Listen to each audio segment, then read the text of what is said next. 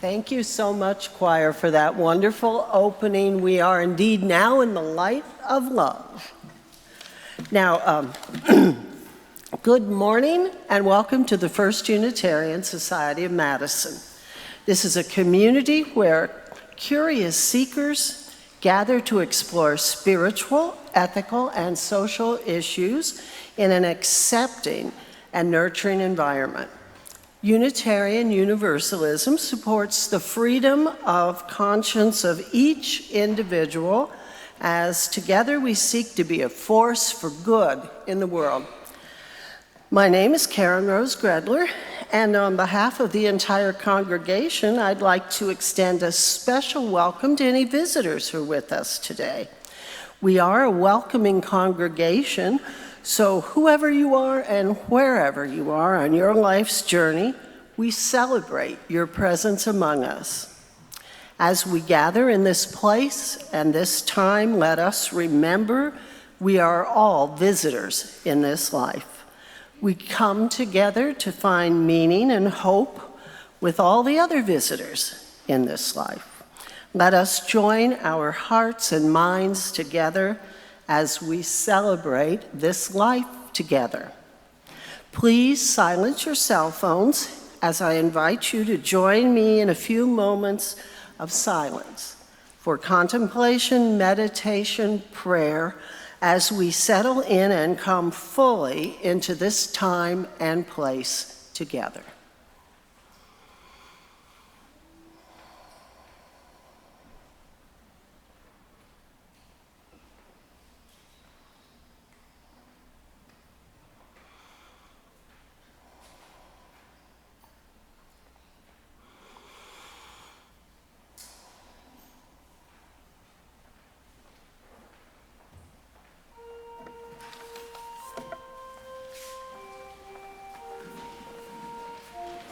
Good morning. Let us rise in all the ways that we do to sing together hymn number 318, We Would Be One.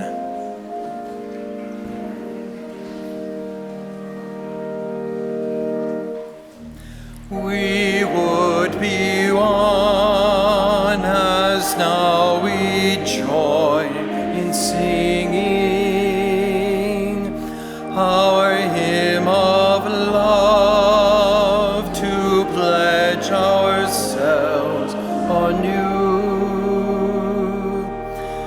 to that high cause of greater understanding of who we are and what in us is true. We would be one in living for each other to show to all a new community.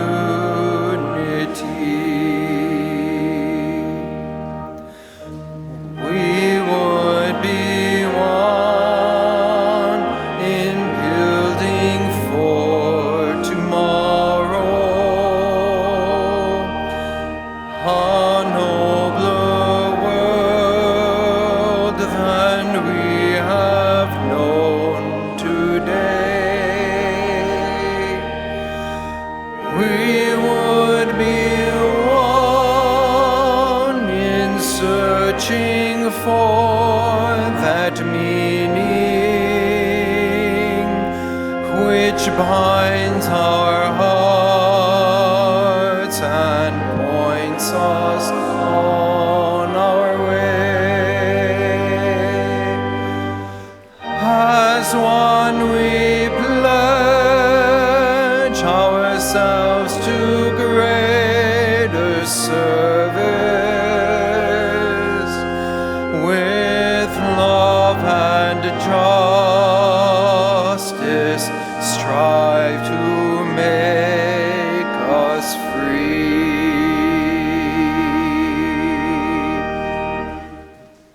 We gather together, staying up as we hear these words from the Reverend Natalie Maxwell Fenimore. We seek to be a home for all who desire our company. We seek to make a welcome for all those in search of our good news. Come, come, little children, teens, young adults and elders. Come, families in great diversity. Come to this loving home and this safe harbor, but not to find a place to escape the world. This is a community of engagement and of creativity. We come together to create boldly and dangerously. And together we light our chalice to the words printed in your order of service. As we say together, we must create the beloved community with an awareness of how difficult it is, because it is hard work. It is work that challenges us to bring our whole selves and engage deeply and for the long haul. I invite you now to turn to your neighbors and exchange some friendly greetings.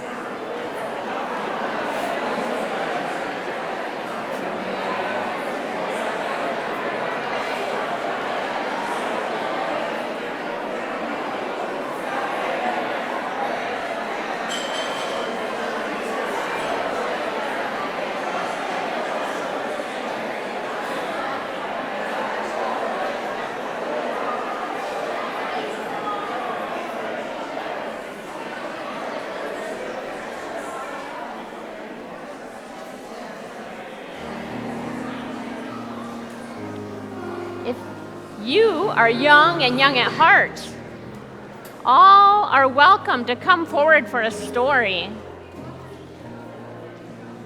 Good morning. There's lots of space on the carpet today. Good morning. Who did you bring with you? Is that a dragon? And a bunny rabbit? And a book? You have a horse? Good morning, good morning. Happy summertime. You have hearts. Excuse me, not a horse, they are hearts. Yes, come on up. We have space for everybody, and we are so glad to see you. I have a book, and it has some I have some questions about the book, and I'm wondering if any of you have ever felt like this. This book is called I Am Peace. And you know this book? Me too. Oh, yeah. Raise your hand if you've read this book. 1, 2, 3, 4, 5, 6 people. 7. Thank you. Well, on the first page, it says, there are times when I worry about what might happen next and what happened before. Does that ever happen to you? You worried about what happened before or what might be coming up? Yeah, that happens to me sometimes too. That doesn't happen to me. Not yet. It doesn't happen to you. Yeah, well, I'm glad. This is a book about someone where it does happen to them, and they say the thoughts in my head are like rushing water, and I feel like a boat with no anchor. Whoa. I'm being carried away.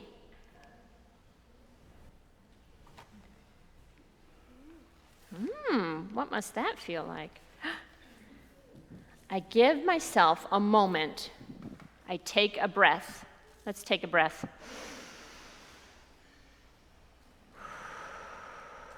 Let it out all the way. Let's take another one.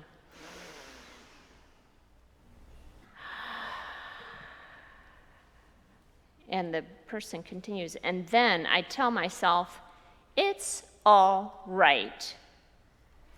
Let's say that. It's all right. I feel the ground beneath my feet, and I steady myself. You can put your hands on the ground if you want. Can you feel it? Yeah, that feels good. It feels good, I hear. It feels weird, someone else says. It feels soft and lumpy. And look at this. And I start to notice the here and the now. My thoughts begin to settle. My mind begins to clear. I am peace. Can you remember that thought and tell me at the end? I think there was glass on the floor. Okay. I can watch my worries gently pop and disappear. I let things go. I can say what I feel inside and out loud. I know myself. She says. I can share kindness with others. I make a difference. What's happening in this picture? Yeah. Giving the birds some food. Yes. And here is a picture with no words. What do we think's happening? Dropping what? A seed that it grows into a tree. Look at that tree.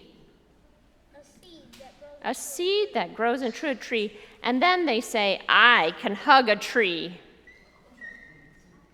and thank it for its beauty and its strength.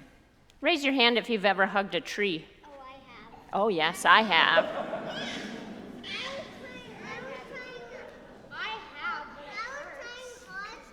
And yeah, trees are rough too. A cottonwood tree has been hugged. A humongous cottonwood tree. And look at this. It says, I connect to nature. So when you were hugging that cottonwood, you were connecting to nature. I can watch the clouds move and make shapes against the sky. I know wonder. Have any of you ever seen clouds? I have. Yeah. I have. Everybody has. Sky. Whenever you look up, you see them. I can taste and smell and touch and hear and see what is all around me. I use my senses. I can feel my breath fill my whole body. I tune in to me. Let's take another breath. Is it filling your whole body? Yeah. Now, the water is still. I have found my anchor and everything is all right.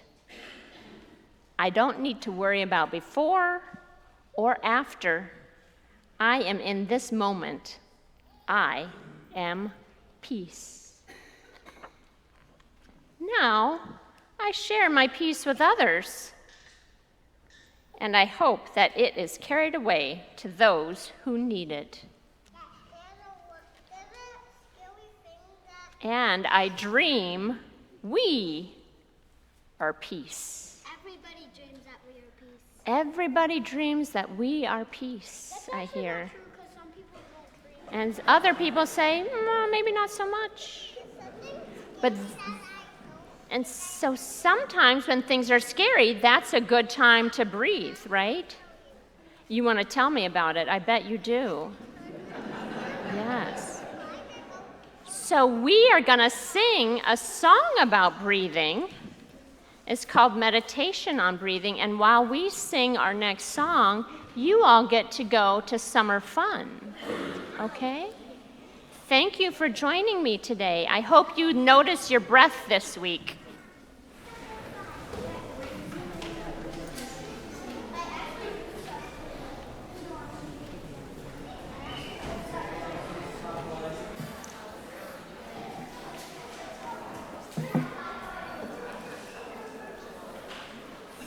Let us rise in all the ways that we do to sing together hymn number 1009, Meditation on Breathing. Most of us are going to sing the top line. If you feel adventuresome and want to sing the descant or drone, that would be lovely, but no pressure.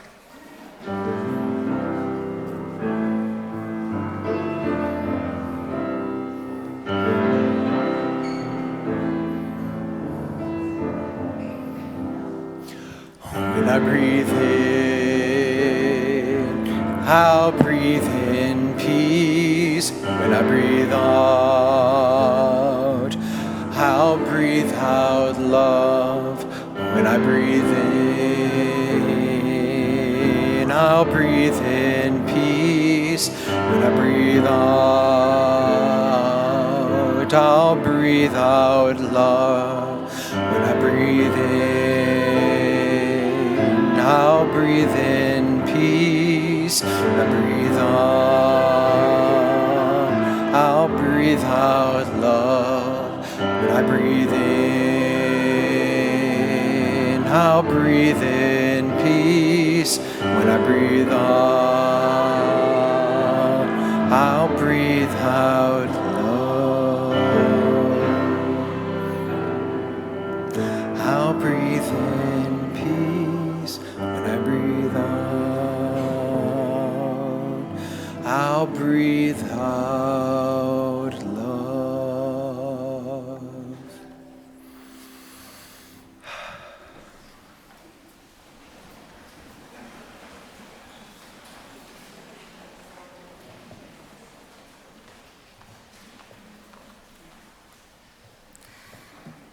This morning's first reading is a short passage written by the Reverend Dr. Arvid Straube, who is a retired Unitarian Universalist minister.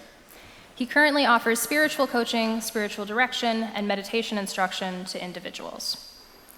Reverend Straube writes, "In order to be at its most effective, a congregation needs to address 4 areas of religious practice: the cushion, the living room, the sanctuary, and the street." Today's second reading comes from Unitarian Universalist minister, the Reverend Rosemary Bray McNatt. She currently serves as president of the Star King School of the Ministry. This affirmation is entitled, "This Essential Work of Justice and Liberation for All." By no means are we Unitarian Universalists perfect. We often fail as much as we succeed. Yet even when we have broken our vows 1,000 times, we return to this essential work of justice and liberation for all. We do the work best when we remember what church is and what it is not. Church is not a place to hide. It is not the place to get away from the world. It is not a place where we get to pretend that the lives we live and our particular situations are not terribly complex, often confusing, and sometimes depressing. Church is the place where we stand with one another, look the world in the eye, attempt to see clearly, and gather strength to face what we see with courage, and yes, with joy.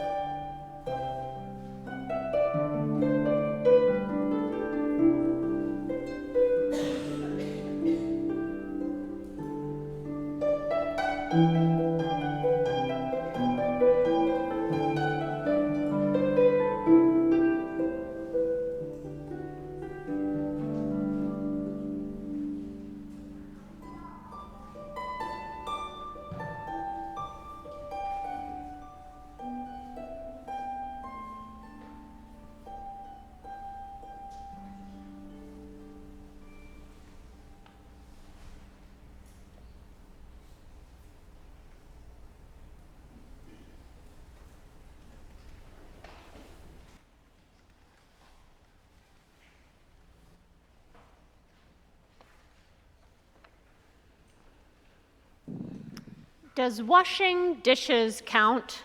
You know, if we are like being mindful while we do it. That was the question posed by a group of first-year seminarians when they got an assignment to engage in a spiritual practice on a regular basis.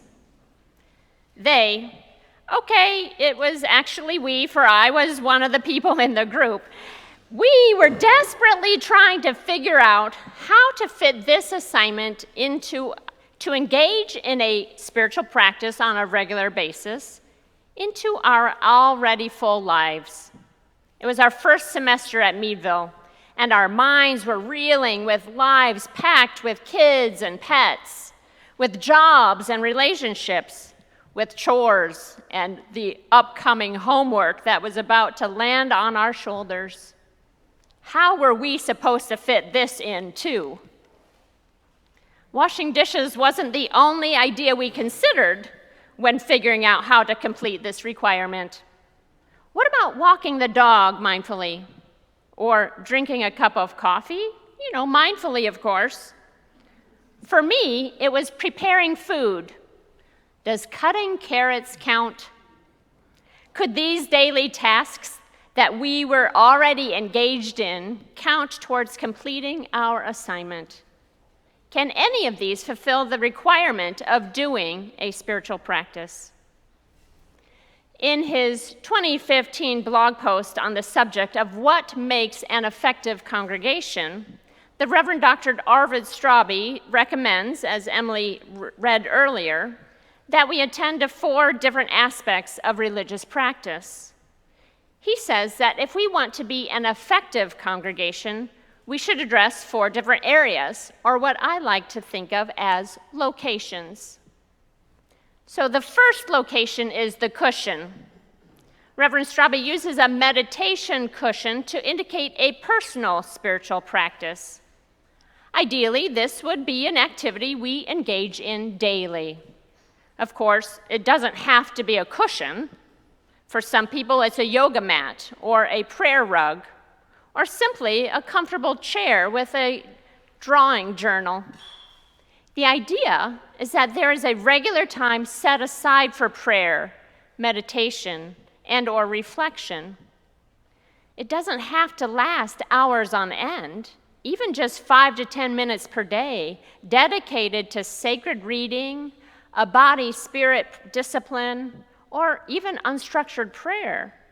That can be, as Reverend Straube notes, indispensable for integrating and reflecting on one's life experiences and growing into a whole human being.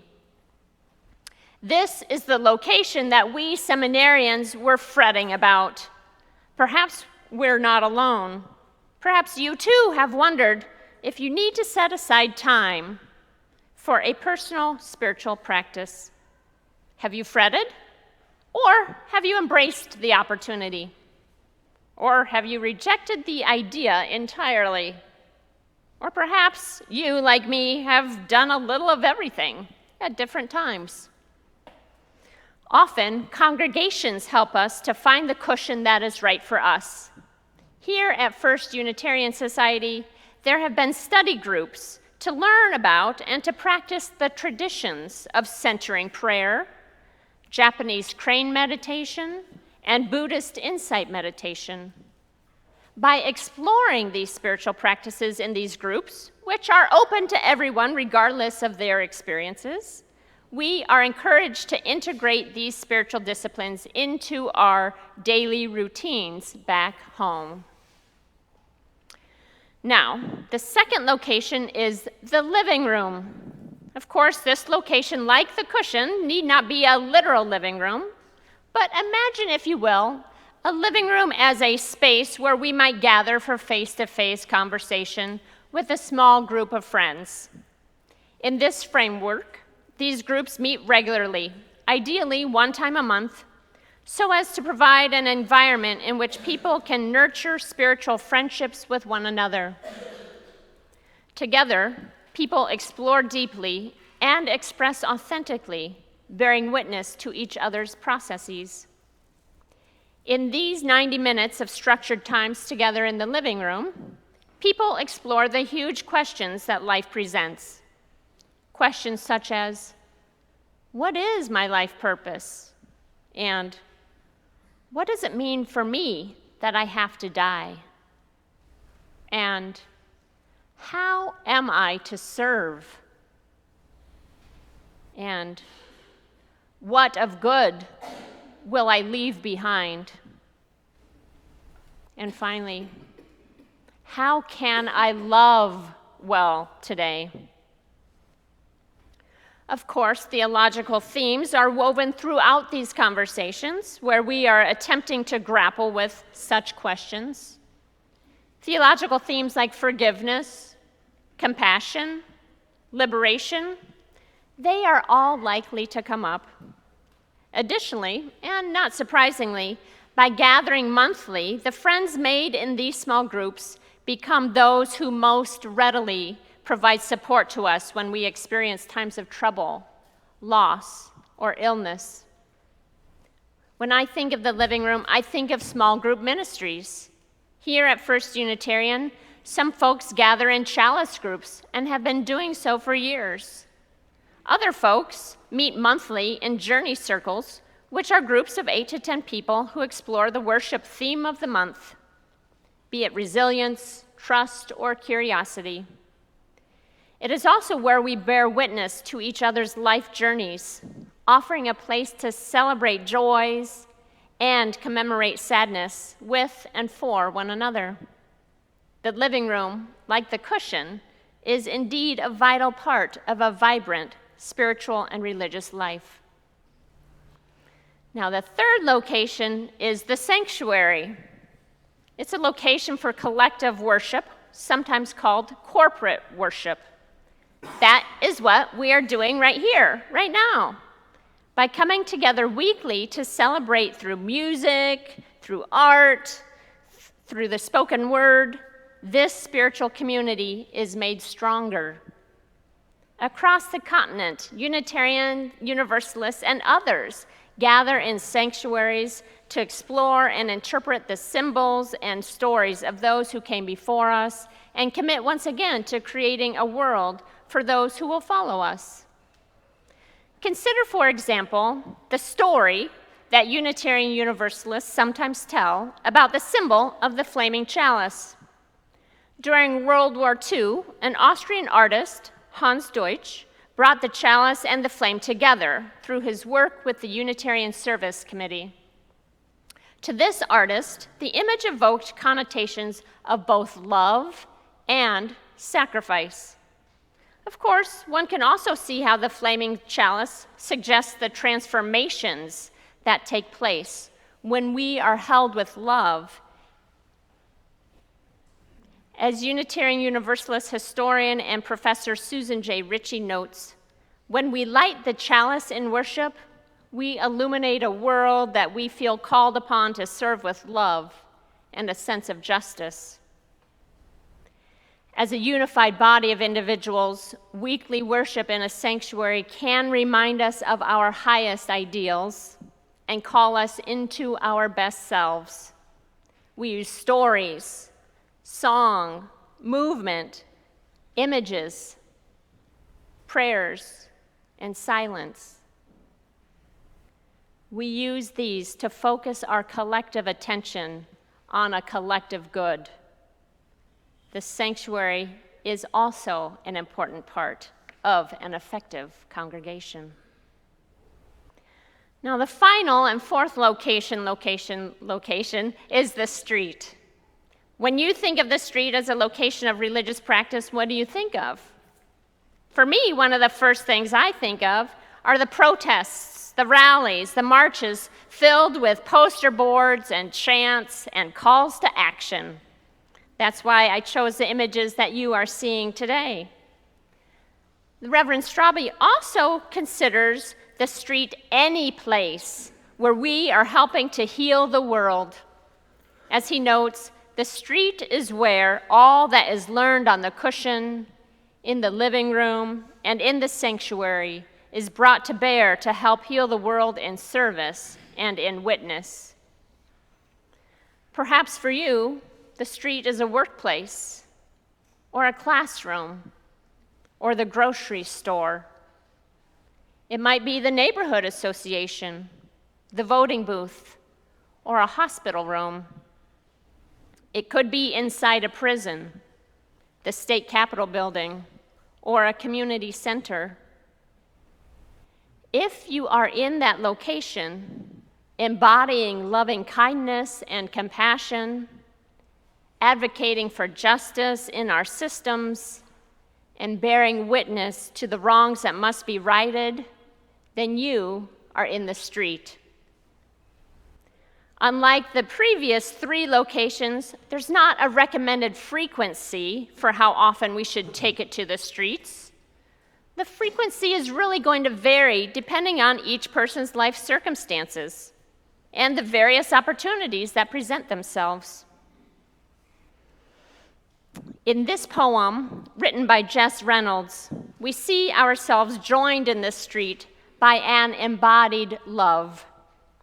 Entitled, "Love is Calling," the poem goes like this. Love is calling for liberation. Love is hoarse from calling, her voice raw from the decades she has spent chanting at protests and speaking from pulpits and singing the songs of freedom. Love is weeping into a white candle. She cups in her hands at a vigil for one more black life lost, ripped away, gunned down, forgotten. She is holding the hands of a grieving mother and praying aloud for peace. This is where love shows up, where love has always shown up. She is tugging at our hands and our sleeves and begging us to lay down our egos and take up our courage and dedicate our lives to justice. This call to dedicate our lives to justice is not new. It's one of our deeply held Unitarian Universalist values, as evidenced by the fact that justice is found in 2 out of our 7 UU principles. We affirm and promote justice, equity, and compassion in human relations. We affirm and promote the goal of world community with peace, liberty, and justice for all. I would even go so far as to say that the effective congregation of which Reverend Straube speaks is one that offers congregants ways to engage in justice making that helps heal our world. Justice is indeed a thread that is woven throughout the fabric of our shared faith. Today's reading from the Reverend Rosemary Bray McNatt is another such thread. We return, she writes, to this essential work of justice and liberation for all. And then she speaks about the role of the church, the role of the spiritual community, the role of a unified body of fallible and fabulous human beings who are seeking to build the beloved community. She reminds us that such a beloved community is not where we come to hide our true selves. This community is not where we retreat from the pain of our lives. This community is not where we pretend that the confusion and mess don't hurt sometimes. Rather, this location, this community, is where we work together. We side with one another. We grow stronger from each other's support. Together, we dare to face the ugly realities of our world. And together, we gather the strength to face those realities with courage and, yes, with joy. Both Reverend Straube and Reverend Bray-McNatt lift up the importance of the spiritual community in our ongoing faith formation. I have to say, Reverend Straube lays it out nice and neat for us, explaining what it takes for our beloved community to be effective. 4 locations presented in the order of the number of people involved. The cushion has 1 person, the living room has 10, the sanctuary has 100 or more, and the street has 1,000 or more. We could also imagine the 4 locations in order of frequency, with daily meditation being followed by weekly worship services, which in turn are followed by monthly small group gatherings, which lead us to live our values every moment that we can. But what about those dishes? Does washing dishes count? Perhaps you, like me and those first-year seminarians, are already feeling too stretched. These 4 locations seem like just too much. Maybe there are about 3 locations too many. This is too much time required of us, too much time out of our already full lives. Now, let me assure you, you don't have to do anything you don't want to do. You have the freedom and the responsibility to search for what is true and meaningful for you. That said, there's a rub for me. I cannot do the street if I do not do the sanctuary. And I cannot do the living room without the cushion. These 4 locations bring us different things, offer us different gifts, different opportunities for insights, different ways of being fed. Without all 4 areas of religious practice, there's no way that we can answer the call of love. The call of love is a hard call, and we need as much support as we can get in order to answer it with grace and with gratitude. If we are to return again and again to the work of justice and liberation for all, we need the courage we find from being in beloved community. We need the spiritual practices that will sustain us in times of crisis. We need to be supported by deep spiritual friendships. We need the joy we create when we celebrate life with song and with art. Imagine that. We need joy. Joy. We get to be joyful together. Indeed, I think that without joy, we won't be able to sustain the ongoing efforts it takes to answer the call to dedicate our lives to justice. We need joy. We need love, we need art, we need song. The song we will be singing as our closing hymn, and that the choir beautifully sang for us to open our worship this morning, has been called a joyful song of liberation.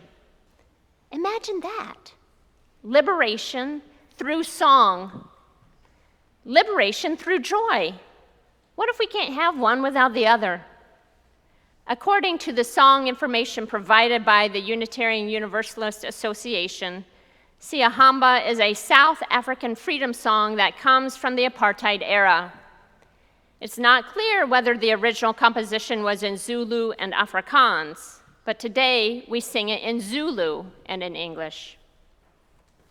Now, when we sing it, you'll notice that the structure of Siyahamba is cyclic rather than sequential. That means the lyrics consist of one phrase that is repeated with permutations. The song information notes that cyclical forms emphasize a spirit of community and allow for a physical response during the performance. When we sing together today, I invite you to feel the spirit of community. May we feel the joy in our hearts and in our bodies. May we recall the South African communities from which this song arose, communities that were facing devastating oppression, communities that were not willing to give up their joy, communities that were gathering strength to face ugly realities with courage and, yes, with joy. As we answer the ongoing call to dedicate our lives to justice, to dedicate our freedom to, in the words of Toni Morrison, freeing someone else, may we take the time daily to engage in spiritual reflection. May we take the time weekly to worship together as a unified body. May we take the time monthly to go deep with a small group of spiritual friends. Through these regular, dedicated religious practices, may we find ourselves more open to the insight, the capacity, and the determination it takes to make a difference in our bruised and broken world. Together, we can answer the call to dedicate our lives to justice with joy. May it be so, blessed be, and amen.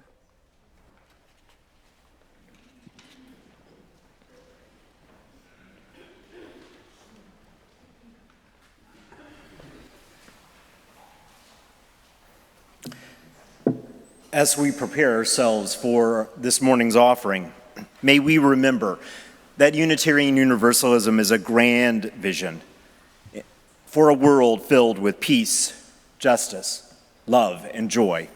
And we each give and work for that vision. That vision is embodied in a few large congregations like this one, numerous mid-sized congregations, and many, many small congregations. What we hold in common, what holds us together, is our own dedication to that grand vision. And that no matter our size, every congregation depends on each of its members. Each of you, by your commitment of time, energy, and resource, help make that grand vision real. As our offering is given and received, may we remember, individually and together, we are Unitarian Universalists, building a world with justice and peace, love and joy.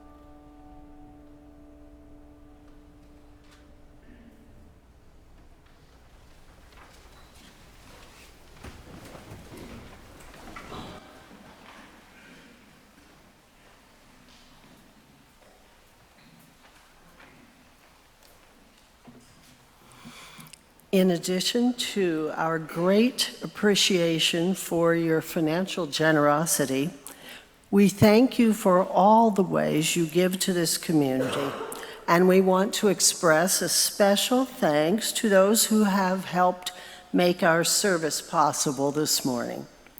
Our greeters were Claire Box and Dorrit Bergen. Our sound operator is Mark Schultz. Our ushers are Marty Hollis, Brian Chanis, Liza Monroe, and Dick Goldberg. Hospitality, the coffee, which is all important, is being prepared by Jeannie Hills and Richard DeVita. Our lay minister is Ann Smiley. Pulpit palms are being cared for by Betty Evenson. Mary Bergen will be at our welcome and information table after the service. Also, our tour guide is John Powell.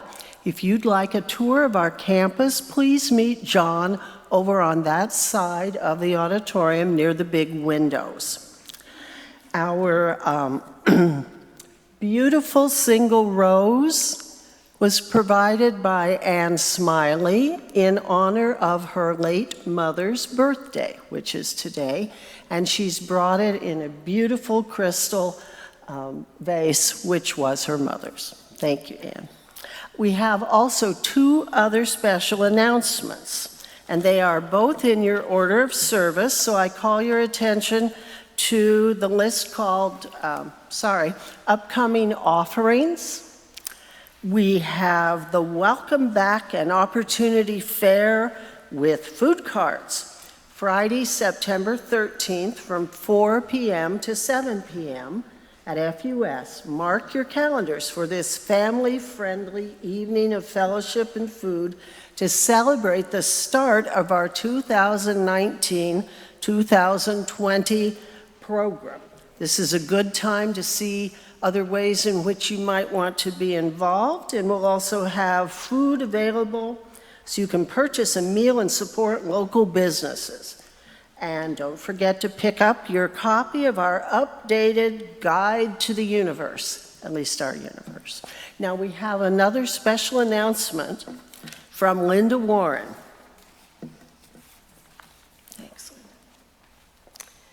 Hi, I'd just like to invite all of you to come to our music department cabaret fundraiser event. It's this afternoon at 3 o'clock in this room. We will have the FUS Chime Choir, the Solstice Harp Ensemble, a couple of violinists, and a special guest, my sister, who is a church organist. It's kind of a genetic flaw in our family. And also a professional cellist, and she'll be playing cello with us. We had our rehearsal yesterday, and all during the rehearsal, we were stopping and saying, oh, we need string players with the chime choir every time. Heather Thorpe is also playing a big role. She's doing some conducting and also singing, and it's just gonna be fabulous. So I hope you can join us at 3 o'clock. Tickets are $10, and if you haven't got them already, you're welcome to make your donation when you arrive. Or if that's not something you can afford at this time, please join us anyway. We would love to have you with us. Thank you.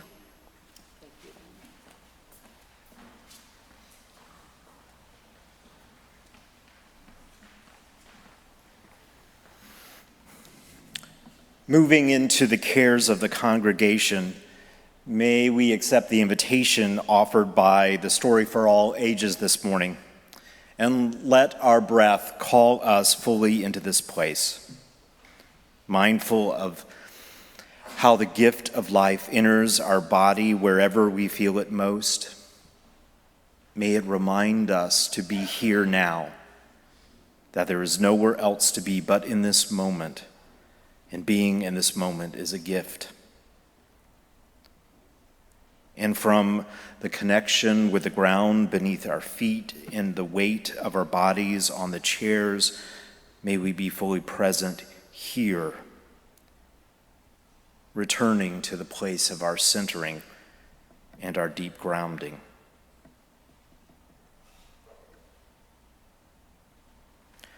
From this place, We remember that week after week we come into this space where we are loved and where we offer the gift of love, where we give and we receive and return. And in this coming together, we seek to find strength and common purpose. We think about the truth of our lives and the lives of those gathered here in the larger world. For a moment, I invite you to gather your own thoughts. What has happened this week in your life? What has happened in the lives of people that you know and love?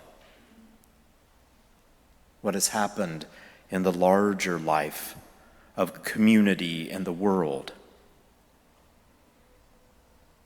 As these thoughts come to your mind, may you hold each of them for a holy moment. The moments of joy, the moments of frustration, the moments of loss, all alike.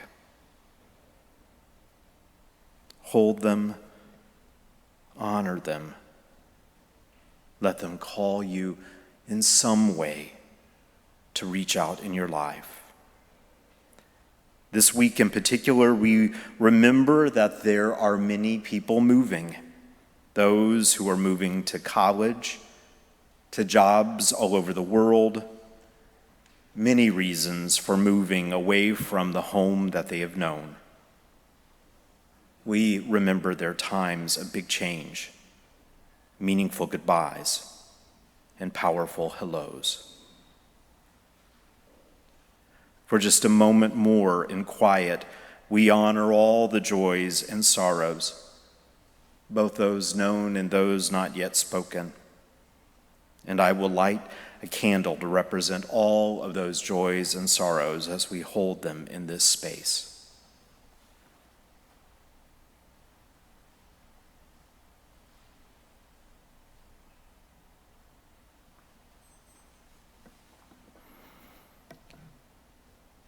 May we remember that we are all part of the web of life that calls us to remember that we are one with humanity and with the universe. We are grateful for the miracle of our lives that we may share and hope together, remember, and love. So may it be in this moment and in the days to come. Amen, and blessed be. I invite you to rise in all the ways that we do as we join our voices together in our closing hymn. So maybe we should say these words before we sing them for those of you who have not sung this song over and over again. Some of us have, but for those for whom it's new, Siaham Eku kanyen kwenkos. Siahambe kukanyen kwenkos. Siahambe kukanyen kwen. Good. If you miss a syllable, I'm sure somebody else will get it. Don't worry about it.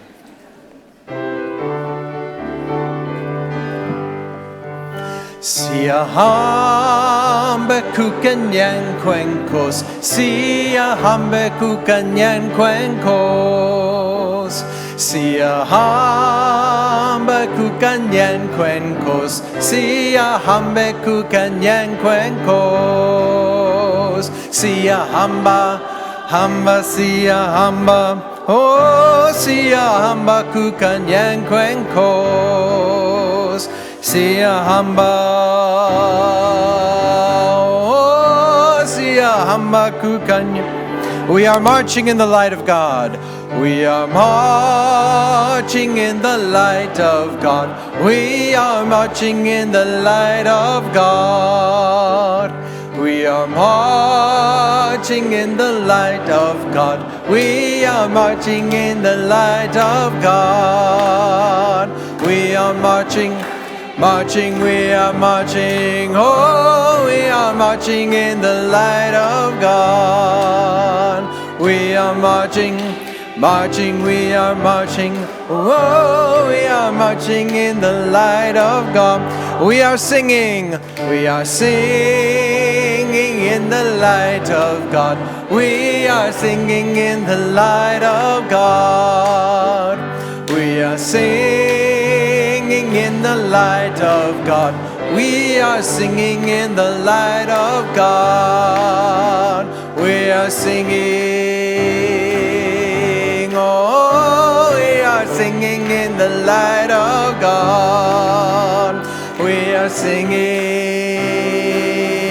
oh, we are singing. We are praying. We are praying in the light of God. We are praying in the light of God. We are praying in the light of God.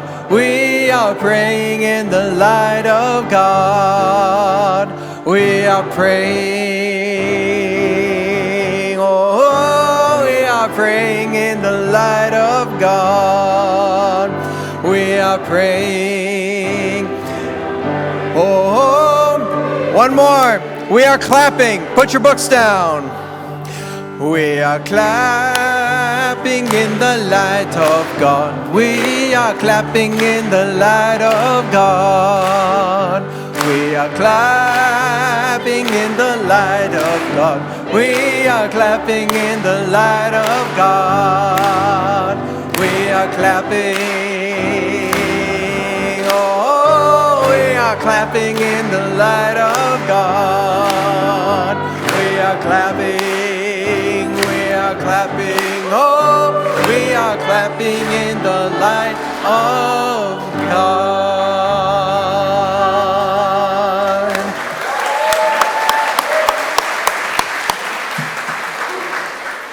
May you be nurtured by the peace found on the cushion. May you be enlivened by the love found in the living room. May you be emboldened by the creativity found in this sanctuary. And as you work towards justice and liberation with joy, may you find yourself out in the streets of your life. We extinguish our chalice today, but not the light of truth, not the warmth of community, or the fire of commitment. These we carry with us until we are together again. I invite you to be seated for one last gift of music.